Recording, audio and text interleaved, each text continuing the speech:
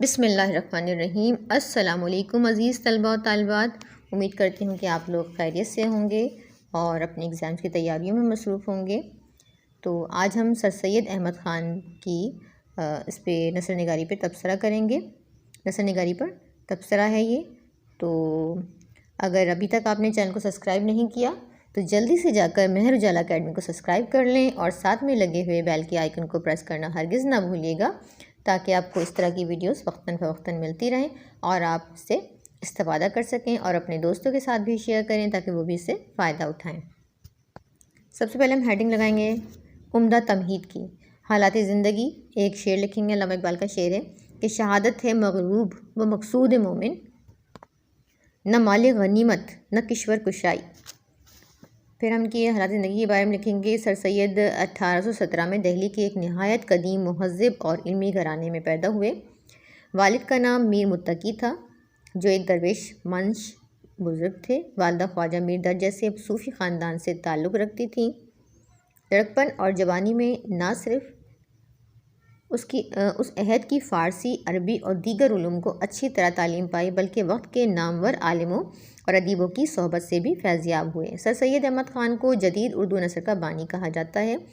جنگ آزادی کے زمانے میں انگریزوں کی جانیں بچانے کے صلے میں انگریز حکومت سے سر کا خطاب اور خلعت کے علاوہ 200 روپے ماہوار وظیفہ بھی حاصل کیا۔ اصلاحی قوم، یعنی کہ قوم کے لیے بہت ان کے دل میں درد تھا۔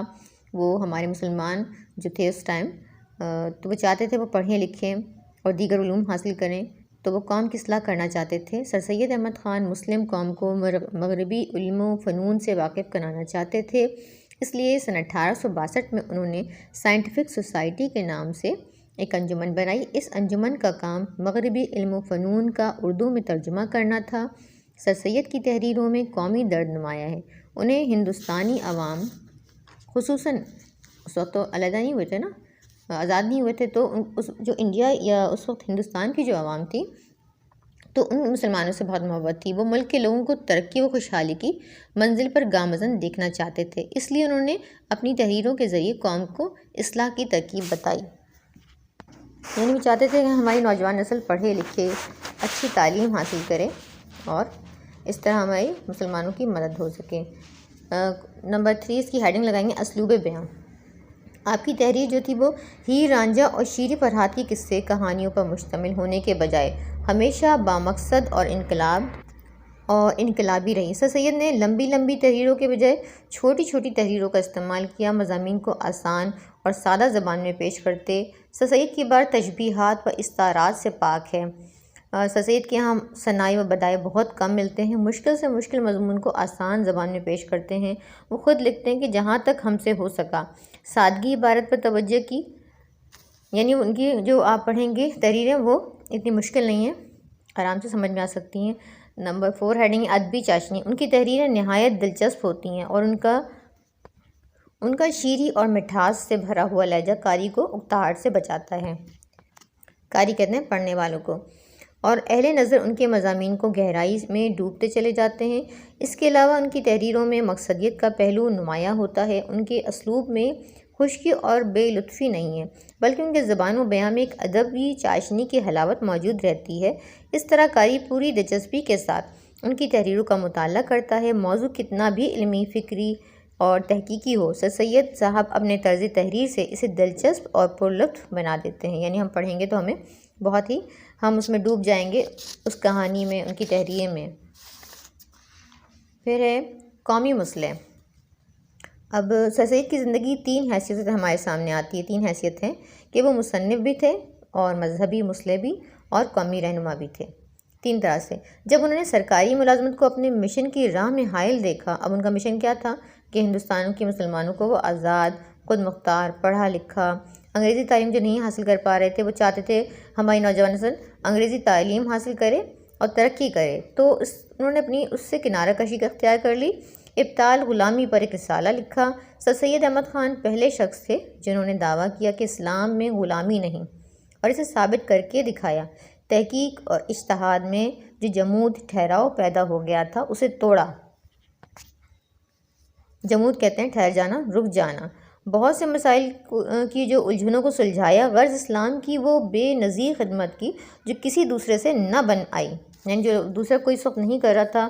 آپ اس وقت کے شعراء کو دیکھیں گے، وہ محبت کی شاعریاں تھیں، ان کی محبوب کی تعریفوں میں کر رہے تھے قصیدے، لیکن جو سر سید احمد خان تھے وہ ان کی تحریریں بالکل مختلف ہیں۔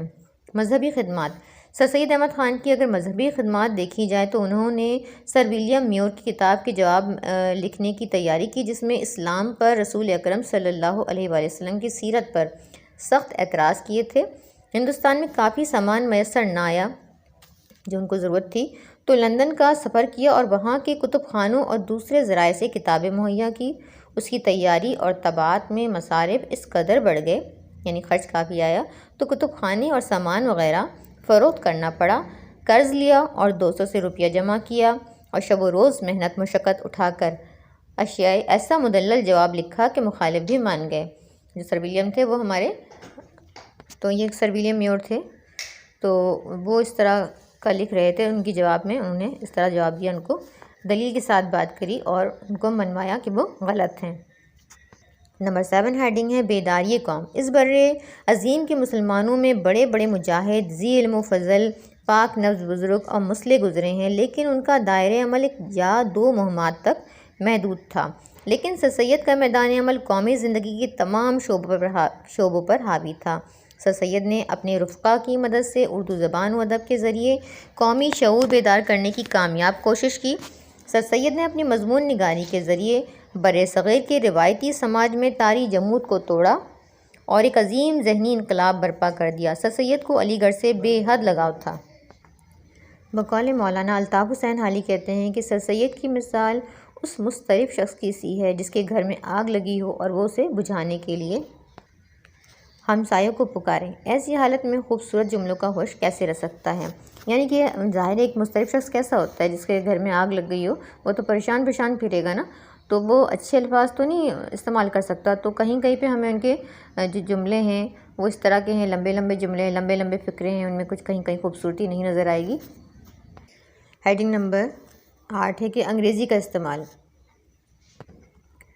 اب ان کی تحریروں میں ہمیں انگریزی کا استعمال بھی بہت زیادہ نظر آتا ہے۔ انقلاب نے سر سید کے دل پر گہرا اثر ڈالا اور انہیں قوم کی تباہی و بربادی کا شدید احساس ہو گیا۔ انہوں نے قوم کو بیدار کرنے کے لیے انگریزی زبان سیکھنے اور مغربی علوم کے حصول پر زور دیا، یعنی وہ چاہتے تھے کہ قوم انگریزی تعلیم حاصل کرے اور مقابلہ کرے اچھی طرح سے۔ سن 1862 میں سر سید نے غازی پورہ میں سائنٹیفک سوسائٹی کی بنیاد ڈالی، جس کا مقصد یہ تھا کہ انگریزی کی اعلیٰ علمی، تہذیبی اور سائنسی کتابوں کا ترجمہ کیا جائے اور ان لوگوں کو اس سرمایہ سے فائدہ اٹھانے کا موقع دیا جائے جو براہ راست انگریزی زبانوں کی کتابوں کا مطالعہ نہیں کر سکتے تھے۔ سر سید اپنی تحریروں میں انگریزی کا استعمال بھی کرتے تھے، جس کی وجہ سے ان کی تحریریں مشہور ہو گئیں۔ ہیڈنگ نمبر 9 ہے مقصدیت۔ سر سید وہ پہلے ادیب ہیں جو ادب کو صرف تفریح کے لیے نہیں بلکہ مقصد کے لیے استعمال کرتے تھے۔ ان کی تحریروں کا مقصد خوابیدہ عوام کو خواب غفلت سے جگانا تھا، یعنی جو عوام سو رہی تھی، انہیں ہوش ہی نہیں تھا کہ ہمیں کس طرح آزادی حاصل کرنی ہے، انہوں نے اپنے تحریروں سے ان کو جگایا۔ وہ غلط رسم و رواج کے بھی قائل نہ تھے اور ان پہ بھی ایک تحریر ہے ان کی، تو ان کی تمام تحریریں مقصدیت کی گرد گھومتی ہیں، نظر آتی ہیں، یعنی کہ ہم جب بھی کوئی تحریر پڑھتے ہیں تو کوئی نہ کوئی مقصد ہوتا ہے جس کی وجہ سے انہوں نے وہ لکھا ہوتا ہے۔ وہ اپنا پیغام لوگوں تک پہنچانا چاہتے تھے، جس طرح وہ ایک متوازن نکات تسلیم کیے جاتے ہیں، اسی طرح ان کا طرز تحریر بھی متوازن اور معتدل ہوتا ہے اور مقصدیت کی شان رکھتا ہے۔ انہوں نے اردو زبان و ادب کو زمین سے اٹھا کر آسمان کی بلندیوں پر پہنچا دیا۔ تو ایک شعر ہے کہ ہزاروں سال نرگس اپنی بے نوری پہ روتی ہے، بڑی مشکل سے ہوتا ہے چمن میں دیدور پیدا۔ سر سید ایک مصلح قوم تھے۔ ان کی تحریر کا مقصد اپنی قوم کو میدان عمل کی طرف لانا تھا، حسن و عشق اور گل کی کہانیوں سے نکال کر ترقی کی راہ پر گامزن کرنا تھا۔ اسی لیے انہوں نے طرز بیان سے زیادہ مقصدیت کو اولویت دی، جس سے قوم میں شعور پیدا ہوا۔ اب ہم لگائیں گے ہیڈنگ وسعت نظر کی۔ سر سید احمد خان بہت وسعت نظر کے مالک تھے، اس لیے تا حد نگاہ زندگی کے تمام پہلوؤں پر ان کی نظر تھی۔ انہوں نے علمی و ادبی، اخلاقی، قومی، ملکی، معاشرتی اور مذہبی غرض ہر مضامین پر لکھ کر ادب کی بڑی خدمت کی۔ پاکستان میں کئی عمارتوں اور تدریسی اداروں کے نام سر سید کے نام پر ہیں۔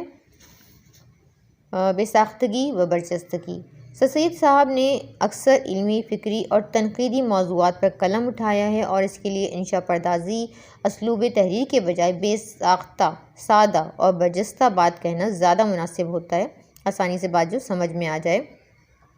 تو چنانچہ سر سید احمد صاحب کے یہاں اس بات کا خاص خیال رکھا گیا ہے کہ وہ لفظی شان و شکوہ دکھانے کے بجائے اصل توجہ اس بات پر دیتے ہیں کہ ان کی بات بہتر طور پر قاری کی سمجھ میں آ سکے، یعنی ان کی تحریر تصنع سے، بناوٹ سے پاک ہے۔ مزاح کا عنصر: سر سید احمد خان نے علمی و ادبی و دینی اور معاشرتی مسائل کو ایسے سادہ اور رواں انداز میں بیان کیا کہ پڑھنے والا اکتاہٹ محسوس نہیں کرتا۔ ان کی تحریروں میں طنز و مزاح بھی پایا جاتا ہے۔ بعض اوقات یہ طنز مزاح کی صورت اختیار کر لیتا ہے۔ اپنی تحریروں میں طنز و مزاح کے نشیب و فراز سے بھی واقفیت رکھتے تھے۔ وہ کوئی روکھے پھیکے انسان نہیں تھے۔ ان کی تحریروں میں مزاح بھی، ہمیں طنز بھی نظر آئے گا اور مزاح کا عنصر بھی دکھائی دیتا ہے۔ طویل جملے: ان کی تحریروں میں طویل جملے، ناصحانہ انداز بیاں، محاورات کا استعمال، انگریزی، فارسی، عربی اور ہندی الفاظ کی آمیزش قابل تعریف ہے۔ ان کی تحریریں خوبیوں اور خامیوں سے پر ہیں، مگر ان کی شخصیت اور تحریریں ہمارا قومی سرمایہ ہیں۔ انہوں نے سیاسی، تاریخی، سائنسی، ادبی، تنقیدی غرض کے ہر موضوع سے ادب کو رنگین بنایا اور واضح کیا کہ اردو زبان نوعمر صحیح، مگر اس کے ذریعے ہر طرح کے مطالب و مقاصد بیان کیے جا سکتے ہیں۔ تصانیف ہے۔ اب ان کی تصانیف ہے۔ سر سید نے بے شمار کتابیں اور مضامین تحریر کیے، جن میں سے چند تصانیف یہ ہیں: آئین اکبری، اسباب بغاوت ہند، آثار الصنادید، جلاء القلوب، تہذیب الاخلاق، تاریخ البجنور، خطبات احمدیہ، علی گڑھ انسٹیٹیوٹ۔ اب ہے ناقدین کی آرا، جو نقادوں نے ان کی اس پہ اپنی رائے کا اظہار کیا، اسے ہم کہتے ہیں ناقدین کی آرا۔ تو بابائے اردو مولوی عبدالحق نے کہا کہ ان کا ذوق ادب ایسا اچھا تھا کہ اگر وہ دوسرے بکھیڑوں میں نہ پڑتے تو اردو ادب بہت بڑے ادیب ہوتے، یعنی کہ وہ سیاست اور اس پہ کام کر رہے تھے اور اپنے لکھنے پہ کم توجہ دی انہوں نے۔ بقول علامہ شبلی نعمانی، جو چیزیں خصوصیت کے ساتھ ان کی اصلاح کی بدولت ذرے سے آفتاب بن گئیں، ان میں ایک اردو لٹریچر بھی ہے۔ ڈاکٹر احسن فاروقی نے کہا کہ سر سید احمد ایک مصلح قوم تھے، انہوں نے نثر نگاری کے ذریعے قومی اصلاح کا بیڑا اٹھایا۔ ڈاکٹر عبداللہ نے کہا، سر سید احمد کی اسلوب نثر سے نئے دور کا آغاز ہوا۔ مولانا الطاف حسین حالی فرماتے ہیں کہ سر سید احمد خان جدید اردو ادب کے مورث اعلیٰ ہیں۔ سب سے آخری ہیڈنگ ہے حروف آخر کی۔ اردو زبان و ادب کے حوالے سے سر سید کی خدمات سب سے نمایاں ہے۔ انہوں نے زبان کو آسان کیا، اس کا دامن وسیع کیا اور لکھنے کا ایک نیا انداز اختیار کیا۔ غرض کہ سر سید اردو زبان اور ادب کا اتنا بڑا نام ہے کہ کوئی ادبی تاریخ ان کے بغیر مکمل نہیں ہو سکتی۔ قوم کے غم سے ان کا دل سرشار تھا اور ان کا وجود کام اور کام سے لگن کی ایک بھرپور مثال تھا۔ ایک شعر ہے کہ وہ ذات با کمال کے سید کہیں جسے، مصلح تھا، مجتہد تھا، زمانہ شناس تھا، اس نے دیا ہے نثر کو اسلوب نو وسیم، دنیا جانتی ہے ادب کی اساس تھا۔ تو یہ ہمارا سر سید پہ تبصرہ کمپلیٹ ہو گیا ہے۔ امید کرتی ہوں کہ آپ کو ویڈیو اچھی لگی ہوگی۔ اگر ویڈیو اچھی لگی ہے تو ایک اچھا سا کامنٹ کریں اور ویڈیو کو لائک ضرور کر دیا کریں، اس سے ہماری حوصلہ افزائی ہوتی ہے۔ ان ویڈیوز کو بنانے کے لیے کافی محنت کرنا پڑتی ہے، تو اگر ویڈیو پسند آئے تو لائک ضرور کر دیا کریں، اور کسی اور نثر نگاری پہ اگر آپ کو ویڈیو چاہیے تو آپ مجھے کامنٹ سیکشن میں ضرور بتائیے گا۔ اگلی ویڈیو تک کے لیے اللہ حافظ۔